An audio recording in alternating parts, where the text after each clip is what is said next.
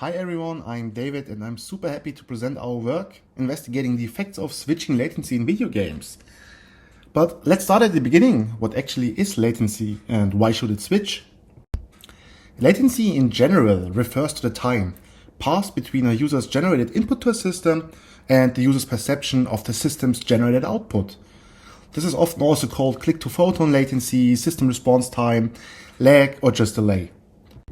Regardless of how one calls it, a high or higher latency is known to decrease user experience and performance in various tasks and on almost any kind of device.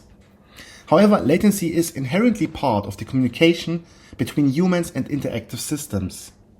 And there is one kind of interactive system that is particularly negatively affected by latency, that is video games. In video games, a high latency leads to players scoring less points, being less accurate, needing more time to complete a task, or even rendering them unable to complete a given task at all. The predominant effects of latency in video games is also reflected by a large body of work. Here are just two examples showing that latency in video games reduces performance and experience. On the left side you see work by Liu et al., in which the authors showed that increasing the latency decreases the performance in two game-related tasks. Similarly, on the right side, you see the effects of latency on the user's subjectively experienced flow level. Donas et al. Showed that when you increase the latency, the subjective flow level decreases. As I said, it is well established that latency deteriorates experience and performance in video games.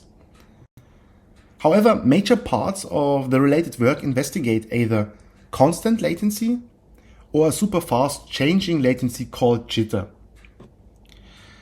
Latency in the wild, however, never really is a constant value, nor is it only built by jittering.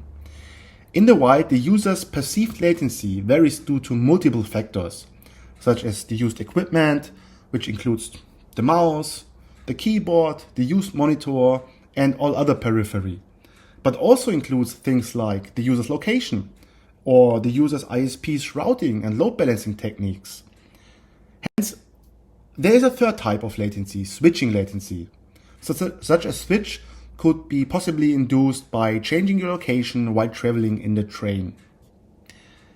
Hence, we asked ourselves the overarching question: does switching between two levels of latency influence experience or performance in a shooting game?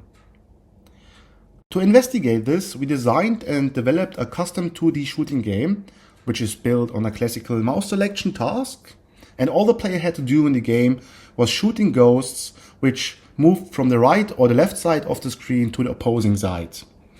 The players gained points for successfully shooting ghosts, however they did not lose points if they missed their target.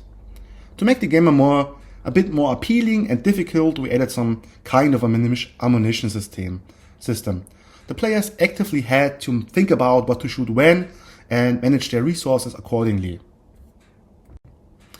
We used the game to conduct a brief pre-study, testing our game and the aspired study procedure. We aimed to conduct a large-scale study in the wild to maximize the ecological validity of our work.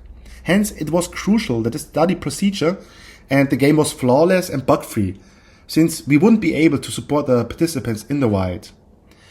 Analyzing the results of 24 participants playing our game showed no problems.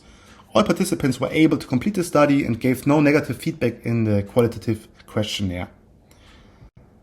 After making sure that everything works flawless, we conducted a large-scale study with 264 players. We defined three different independent variables: the start latency, the target latency, and the frequency. Start latency just refers to the value at which players started playing with. Target latency refers to the value to which the current latency level switches to.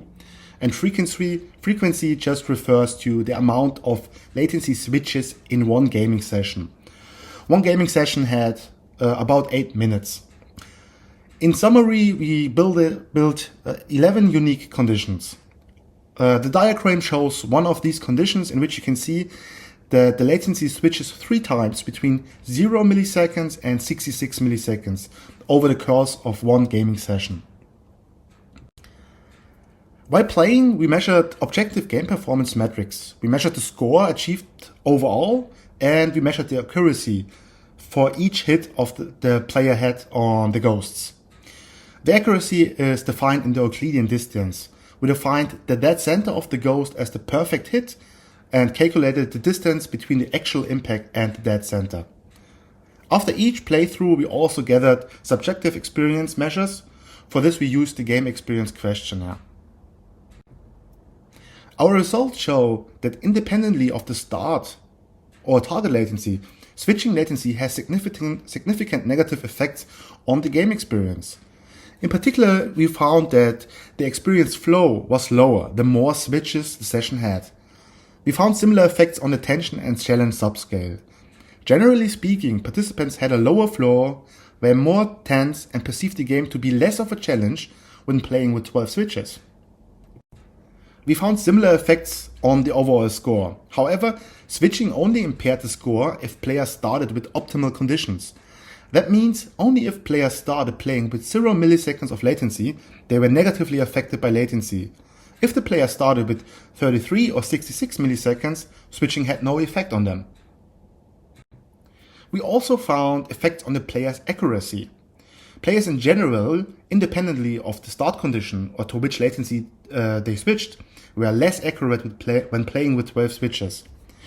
We believe that the constant chain in and output disturbed the player's model of the game. In other words, every time the latency switches, players had to adjust to how the mouse behaved and how responsive shots were fired. Ultimately, this led to a reduced accuracy.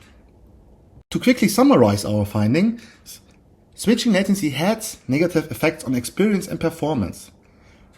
Thus, though in some cases it might be better to play with a high but constant latency compared to playing with a low but volatile one. Most crucially, we found that the starting condition of a game forms the further course of the session. If a player started with a low latency, their results were better compared to starting with a higher latency, even if the average latency over the whole gaming session was the same. So in summary, switching latency does affect experience and performance. It is not always advisable to aim for as low as possible latency. Thank you so much for your attention. I am happy to take any questions you have.